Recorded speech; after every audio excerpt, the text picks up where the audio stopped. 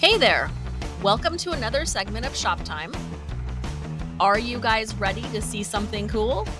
Well, the Chevy C10 is back, and we're doing more conversion upgrades. This time around, James will be doing a disc brake conversion.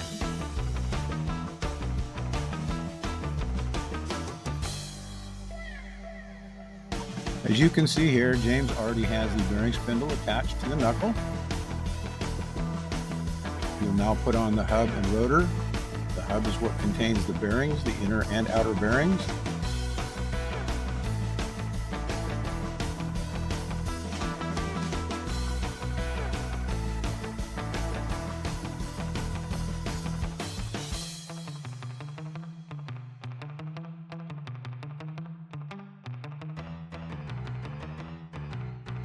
And finally the wheel nut. So use the wheel nut now to set the preload on the bearings, and that's pretty much the final step in this operation.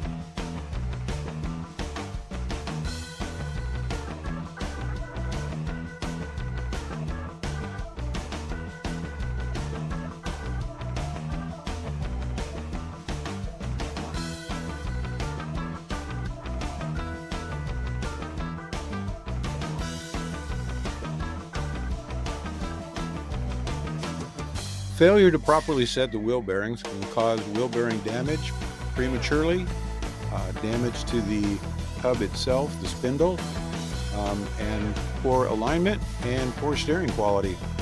So it's highly recommended that this be done correctly.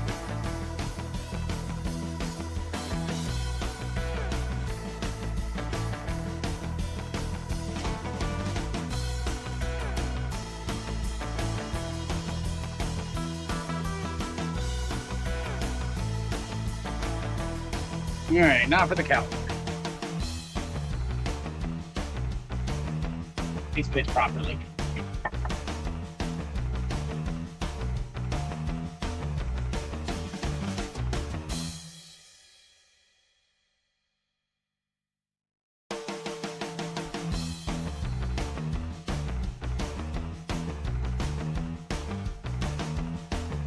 All right, caliper's on, and when you do that, make sure the little bleeder's up to the top. That way the air that captivates can escape.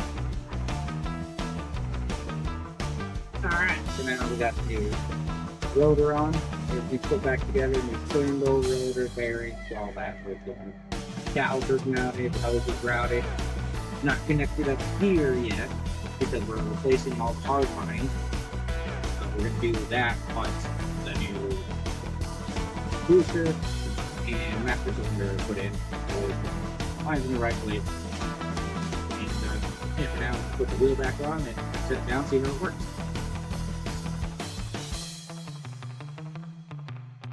Alright, so back on the, God, I think it was a 64 Chevy. Got the booster in. Now we need to mount the master and the proportioning valve and get rid of all these old brake lines and put all the new stuff in, run them to the caliper and get the system bled out. But go ahead and start getting everything mounted here.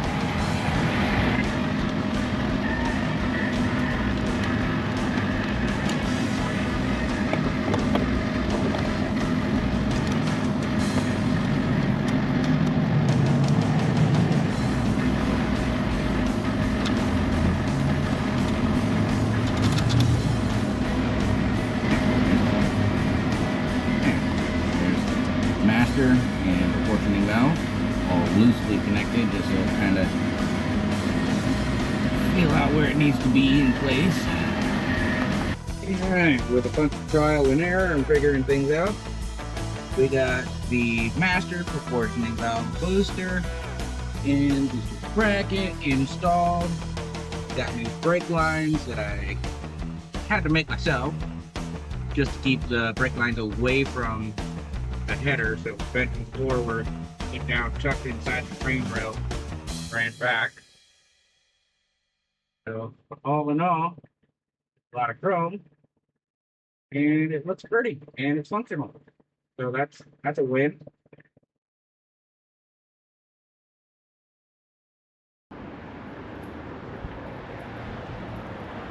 Okay, William, look like you're alive, please. Turn 3/4 turn. Get closer to the Jeep. Come on, let's get this done. I want to get this. I want to get this commercial going. 3/4 turn, okay? Turn weird. Turn weird. Turn 3/4 turn. Okay. Whoa! I I was just playing, bro. You guys, come on. You can answer yourself.